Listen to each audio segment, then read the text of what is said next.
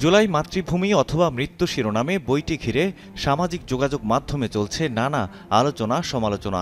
এর মধ্যেই বইটির লেখক, অন্তর্বর্তী সরকারের উপদেষ্টা ও বৈষম্য বিরোধী ছাত্র আন্দোলনের সাবেক সমন্বয়ক আসিফ মাহমুদ সজীব ভূঁইয়া এ বিষয়ে মুখ খুললেন।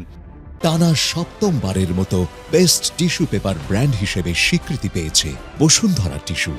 সম্প্রতি প্রকাশিত বই নিয়ে এক ফেসবুক পোস্টে তিনি লেখেন, বইটি জুলাই গণ অভ্যুত্থানে তার ব্যক্তিগত অভিজ্ঞতার সংক্ষিপ্ত বর্ণনা, সম্পূর্ণ গণ অভ্যুত্থানের ইতিহাস নয়।